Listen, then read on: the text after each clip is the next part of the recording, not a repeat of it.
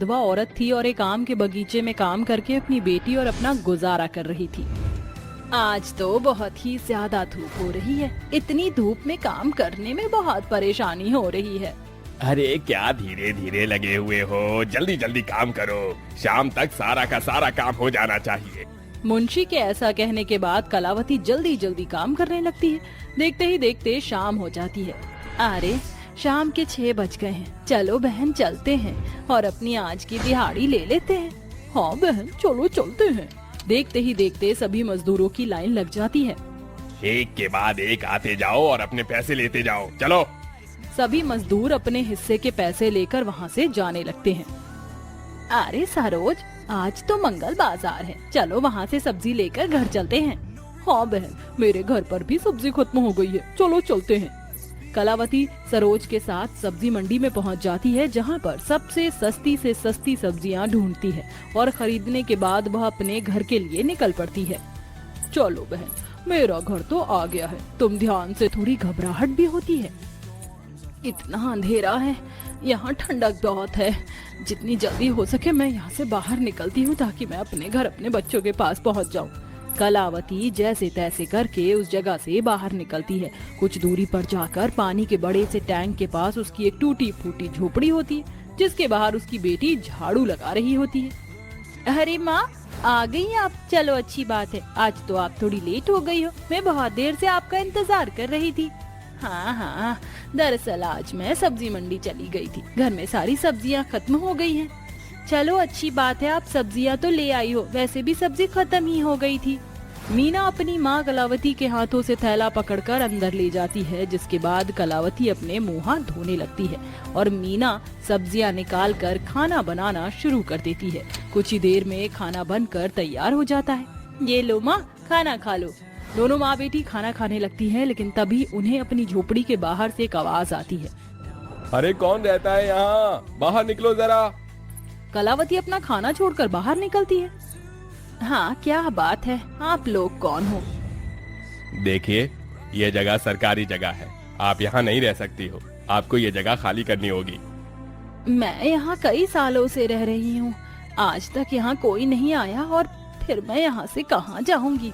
मेरी बेटी और मेरा इस जगह के अलावा और कोई ठिकाना नहीं है। देखो, हम कंस्ट्रक्शन वाले हैं, हमें ये जगह खाली चाहिए ताकि हम यहाँ इस छोटे पानी के टैंक को बड़ा बना सके। कलावती बहुत ज्यादा परेशान हो जाती है, उसे कुछ समझ नहीं आता। ना चाहते हुए भी उसे अगले दिन सुबह अपनी बेटी के साथ वो जगह खाली करके जाना पड़ता है। माँ, अब हम लोग कहाँ जाएंगे? कहीं तो जाना ही होगा बेटी। कलावती और मीना चलते चलते आम के बगीचों के पास पहुँच जाते हैं, जहाँ पर उन्हें खाली टूटी फूटी झोपड़ी नजर आती है। लगता है कि इस झोपड़ी में कोई नहीं रहता, चलो हम इसके अंदर चलते हैं। औरत अपनी आखिरी सांसें गिन रही थी। हे भगवान, मुझे अपनी शरण में ले ले, क्यों मुझे दुख दे रहा है? माँ जी, आपको क्या हुआ है और आप इस तरह भगवान को याद क्यों कर रही हो? चिंता मत करो, आप बिल्कुल ठीक हो जाओगी। तुम कौन हो और यहाँ क्या कर रही हो? खैर जो भी कोई हो, मुझे लगता है कि ये मेरी आखिरी वार्तालाप है। जाने से पहले मैं तुम्हें एक सच बताना चाहती हूँ। क्या बताना चाहती हो आप? बताओ। ये जो आम का बगीचा है, ये कोई मामूली बगीचा नहीं है, ये एक जादुई बगीचा है। क्या कहा? जादुई बगीचा है? मैं कुछ समझी नहीं। ये मेरा पुश्तैनी बगीचा है। इस बगीचे में सदाबहार आम लगे रहते हैं।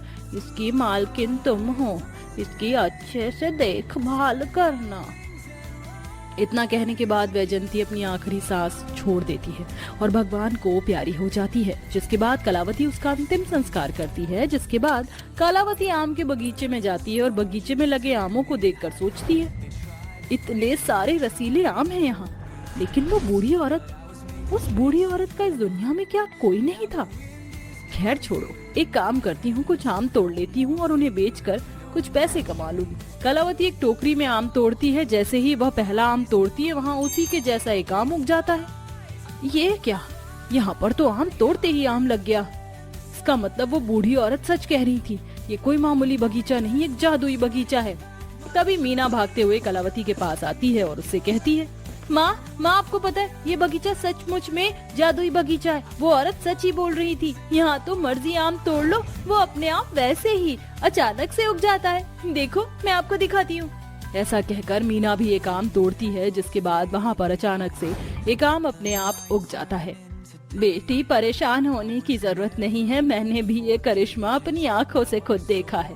तीनों ही कई सारी टोकरियों में आम भरकर बाजार में बेच देती हैं, जिसके चलते उन्हें अच्छे खासे पैसे मिल जाते हैं। देखते ही देखते वो आम बेचकर अपना खुद का एक घर खरीद लेती है और ये सब एक दिन मुंशी देख लेता है।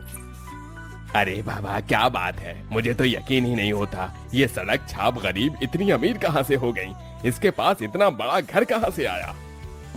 मुंशी इस बात को गांव में और भी आदमियों में फैला देता है, जिसके बाद सभी हैरान रह जाते हैं।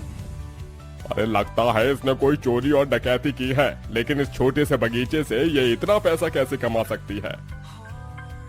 आज इस बात का पता लगा कर ही रहेंगे।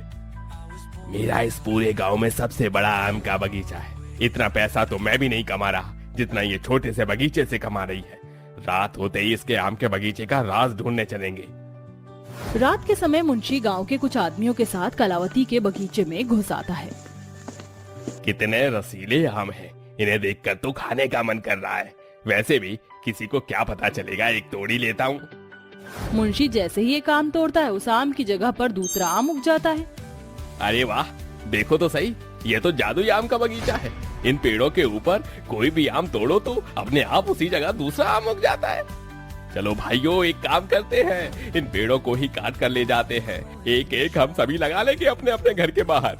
वो सभी आदमी आरी लेकर पेड़ों को काटने ही वाले होते हैं कि तभी वहाँ बूढ़ी औरत की आत्मा आ जाती है। तुम लोग ऐसे नहीं मानोगे, तुम जैसे लालचियों से मैंने इस आम के बगीचे को कितना बचाया, लेकिन तुम किसी गरीब का भला नहीं होने दोगे। अभी तुम्हें मैं सबक सिखाती हूँ। वो औरत अपनी शक्तियों से उन्हें आसमान में उड़ाकर जमीन पर पटकती है, जिसके चलते उन्हें अपनी गलती का एहसास होता है और वो सभी बूढ़ी औरत की आत्मा से माफी मांगते हैं। हमें माफ कर दो, हमें जाने दो। आज के बाद हम इस जादू या और ना ही कभी लालच करेंगे। हमें माफ कर दो और हमें जाने दो। बूढ़ी औरत की आत्मा उन्हें जाने देती है। उस दिन के बाद से उस जादुई आम के बगीचे की